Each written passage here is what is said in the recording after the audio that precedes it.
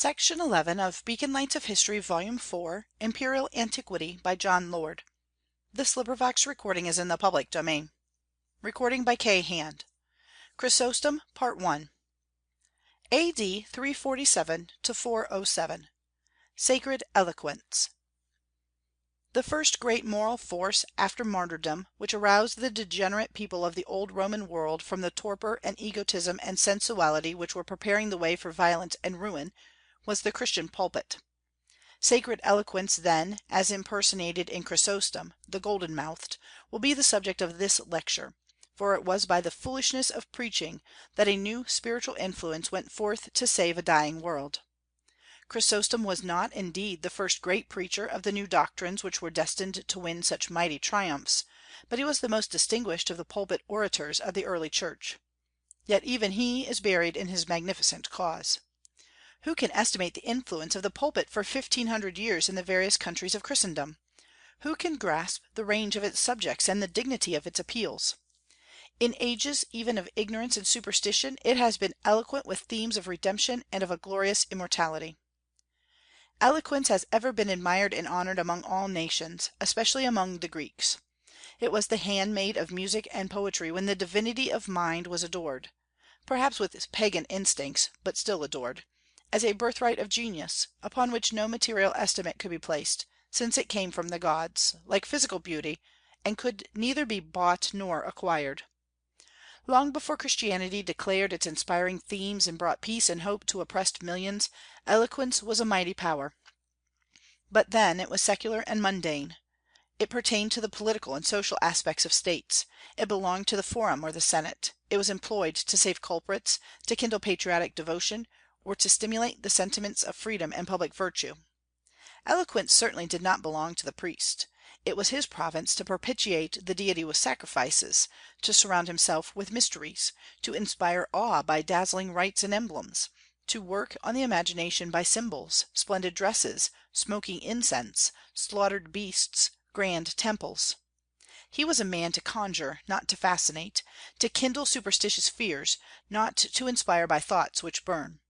The gift of tongues was reserved for rhetoricians, politicians, lawyers, and sophists.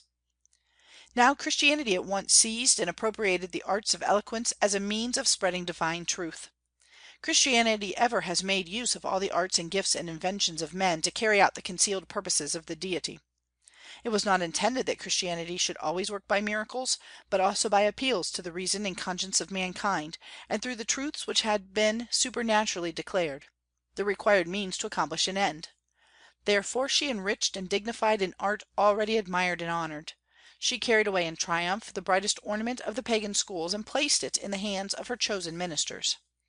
So that the Christian pulpit soon began to rival the forum in an eloquence which may be called artistic, a natural power of moving men, allied with learning and culture and experience. Young men of family and fortune at last, like Gregory Nazianzen and Basil, prepared themselves in celebrated schools, for eloquence, though a gift, is impotent without study. See the labors of the most accomplished of the orators of pagan antiquity. It was not enough for an ancient Greek to have natural gifts. He must train himself by the severest culture, mastering all knowledge and learning how he could best adapt himself to those he designed to move. So when the gospel was left to do its own work on people's hearts, after supernatural influence is supposed to have been withdrawn, the Christian preachers, especially in the Grecian cities, found it expedient to avail themselves of that culture which the Greeks ever valued, even in degenerate times. Indeed, when has Christianity rejected learning and refinement? Paul, the most successful of the apostles, was also the most accomplished, even as Moses, the most gifted man among the ancient Jews, was also the most learned. It is a great mistake to suppose that those venerated fathers, who swayed by their learning and eloquence the Christian world, were merely saints. They were the intellectual giants of their day, living in courts and associating with the wise, the mighty, and the noble. And nearly all of them were great preachers. Cyprian, Athanasius, Augustine, Ambrose, and even Leo, if they yielded to Origen and Jerome in learning, were yet very polished, cultivated men accustomed to all the refinements which grace and dignify society. But the eloquence of these bishops and orators was rendered potent by vastly grander themes than those which had been dwelt upon by Pericles or Demosthenes or Cicero, and enlarged by an amazing depth of new subjects, transcending in dignity all and everything on which the ancient orators had discoursed or discussed. The bishop, while he baptized believers and administered the symbolic bread and wine, also taught the people, explained to them the mysteries, enforced upon them their duties, appealed to their intellects and hearts and consciences, consoled them in their afflictions, stimulated their hopes, aroused their fears, and kindled their devotions. He plunged fearlessly into every subject which had a bearing on religious life. While he stood before them clad in the robes of priestly office, holding in his hands the consecrated elements which told of their redemption, and offering up to God before the altar prayers in their behalf, he also ascended to the pulpit to speak of life and death in all their sublime relations.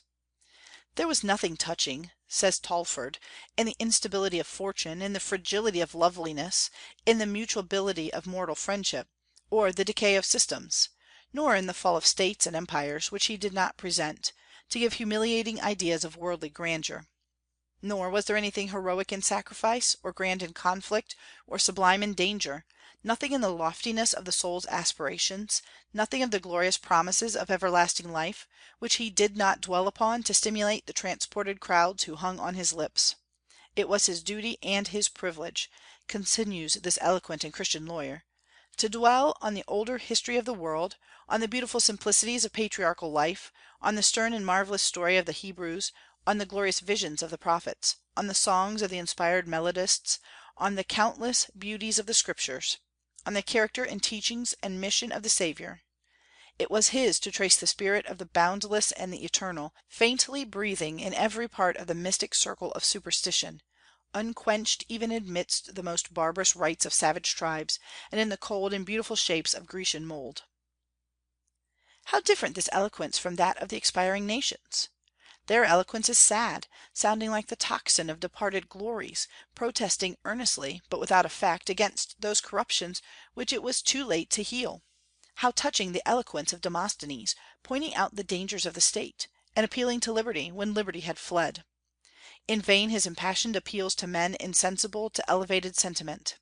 He sang the death song of departed greatness without the possibility of a new creation.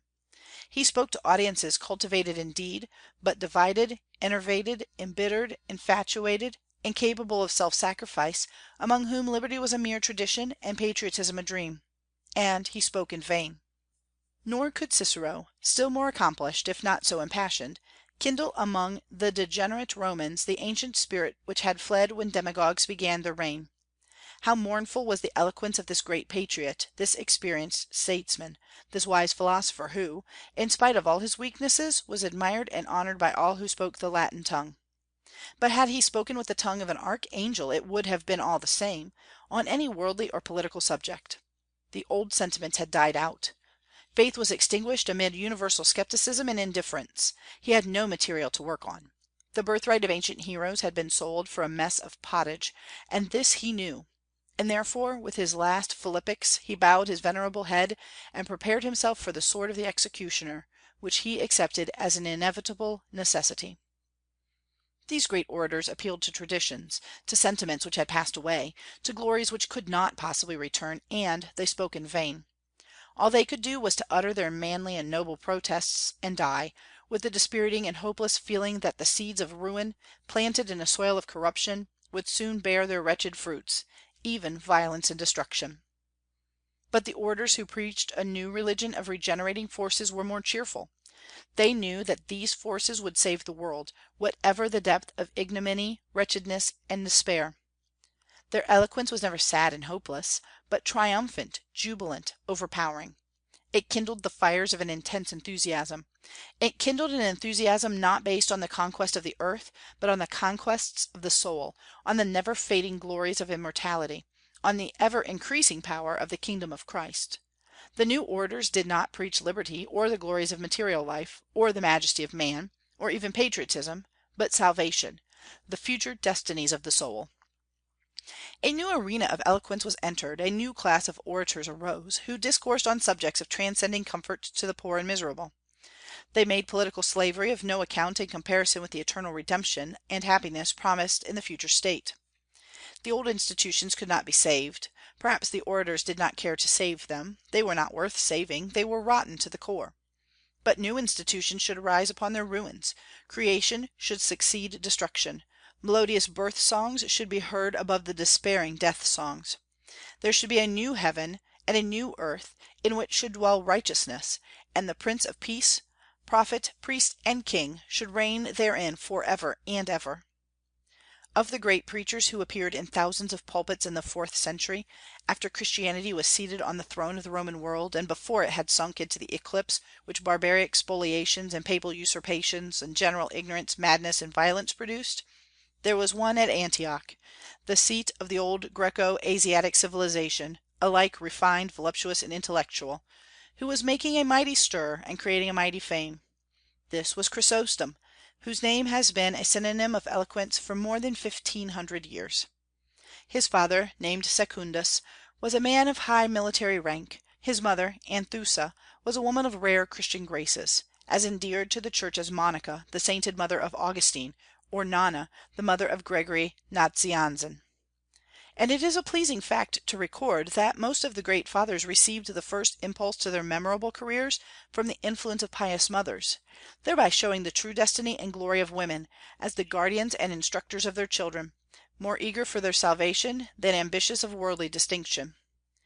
Buried in the blessed sanctities and certitudes of home, if this can be called a burial, those Christian women could forego the dangerous fascination of society and the vanity of being enrolled among its leaders. Anthusa so fortified the faith of her yet unconverted son by her wise and affectionate counsels, that she did not fear to entrust him to the teachings of Libanius, the pagan rhetorician, deeming an accomplished education as great an ornament to a Christian gentleman as were the good principles she had instilled a support in dangerous temptation. Her son John, for that was his baptismal and only name, was trained in all the learning of the schools, and, like so many of the illustrious of our world, made in his youth a wonderful proficiency. He was precocious like Cicero, like Abelard, like Pascal, like Pitt, like Macaulay and Stuart Mill, and like them he panted for distinction and fame. The most common path to greatness for high-born youth, then as now, was the profession of law. But the practice of this honorable profession did not, unfortunately, at least in Antioch, correspond with its theory. Chrysostom, as we call him, though he did not receive this appellation until some centuries after his death, was soon disgusted and disappointed with the ordinary avocations of the Forum, its low standard of virtue, and its diversion of what is ennobling in the pure fountains of natural justice into the turbid and polluted channels of deceit, chicanery, and fraud, its abandonment to its usurious calculations and tricks of learned and legalized jugglery, by which the end of law itself was baffled and its advocates alone enriched. But what else could be expected of lawyers in those days and in that wicked city, or even in any city of the whole empire, when justice was practically a marketable commodity, when one half of the whole population were slaves, when the circus and the theatre were as necessary as the bath, when only the rich and fortunate were held in honor, when provincial governments were sold to the highest bidder, when effeminate favorites were the grand chamberlains of emperors, when fanatical mobs rendered all order a mockery, when the greed for money was the master passion of the people, when utility was the watchword of philosophy, and material gains the end and object of education, when public misfortunes were treated with the levity of atheistic science, when private sorrows, miseries, and sufferings had no retreat and no shelter, when conjugal infelicities were scarcely a reproach, when divorces were granted on the most frivolous pretexts, when men became monks from despair of finding women of virtue for wives, and when everything indicated a rapid approach of some grand catastrophe which should mingle, in indiscriminate ruin, the masters and the slaves of a corrupt and prostrate world. Such was society and such the signs of the times when Chrysostom began the practice of law at Antioch, perhaps the wickedest city of the whole empire. His eyes speedily were opened. He could not sleep for grief and disgust. He could not embark on a profession which then at least added to the evils it professed to cure. He began to tremble for his higher interests. He abandoned the Forum forever. He fled as from a city of destruction. He sought solitude, meditation, and prayer, and joined those monks who lived in cells, beyond the precincts of the doomed city. The ardent, the enthusiastic, the cultivated, the conscientious, the lofty Chrysostom fraternized with the visionary inhabitants of the desert, speculated with them on the mystic theogonies of the East, discoursed with them on the origin of evil, studied with them the Christian mysteries, fasted with them, prayed with them, slept like them on a bed of straw, denied himself his accustomed luxuries, abandoning himself to alternate transports of grief and sublime enthusiasm, now contending with the demons who sought his destruction, then soaring to comprehend the man God, the Word made flesh, the incarnation of the divine Logos, and the still more subtle questions pertaining to the nature and distinctions of the Trinity. Such were the forms and modes of his conversion, somewhat different from the experience of Augustine or of Luther, yet not less real and permanent. Those days were the happiest of his life. He had leisure and he had enthusiasm. He desired neither riches nor honors, but the peace of a forgiven soul. He was a monk without losing his humanity, a philosopher without losing his taste for the Bible, a Christian without repudiating the learning of the schools. But the influence of early education, his practical yet speculative intellect, his inextinguishable sympathies, his desire for usefulness, and possibly an unsubdued ambition to exert a greater influence, would not allow him wholly to bury himself. He made long visits to the friends and habitations he had left, in order to stimulate their faith, relieve their necessities, and encourage them in works of benevolence, leading a life of alternate study and active philanthropy, learning from the accomplished Diodorus the historical mode of interpreting the Scriptures, and from the profound Theodorus the systems of ancient philosophy. Thus did he train himself for his future labors, and lay the foundation for his future greatness. It was thus he accumulated those intellectual treasures which he afterwards lavished at the imperial court. But his health at last gave way, and who can wonder? Who can long thrive amid exhausting studies on root dinners and ascetic severities? He was obliged to leave his cave where he had dwelt 6 blessed years, and the Bishop of Antioch, who knew his merits, pressed him into the active service of the Church and ordained him a deacon; for the hierarchy of the Church was then established, whatever may have been the original distinctions of the clergy. With these we have nothing to do. But it does not appear that he preached as yet to the people, but performed like other deacons the humble office of reader, leaving to priests and bishops the higher duties of a public teacher. It was impossible, however, for a man of his piety and his gifts, his melodious voice, his extensive learning, and his impressive manners, long to remain in a subordinate post. He was accordingly ordained a presbyter A.D. 381 by Bishop Flavian, in the spacious basilica of Antioch, and the active labors of his life began at the age of 34. Many were the priests associated with him in that great central metropolitan church, but upon him was laid the duty of especially preaching to the people, the most important function recognized by the early Church. He generally preached twice in the week, on Saturday and Sunday mornings, often at break of day, in consequence of the heat of the sun. And such was his popularity and unrivaled power that the bishop, it is said, often allowed him to finish what he had himself begun. His listeners would crowd around his pulpit and even interrupt his teachings by their applause. They were unwearied, though they stood generally beyond an hour. His elocution, his gestures, and his manner were alike enchanting. Like Bernard, his very voice would melt to tears. It was music singing divine philosophy; it was harmony clothing the richest moral wisdom with the most glowing style. Never since the palmy days of Greece had her astonishing language been wielded by such a master. He was an artist, if sacred eloquence does not disdain that word.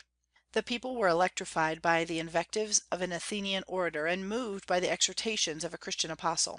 In majesty and solemnity the ascetic preacher was a Jewish prophet delivering to kings the unwelcome message of divine omnipotence.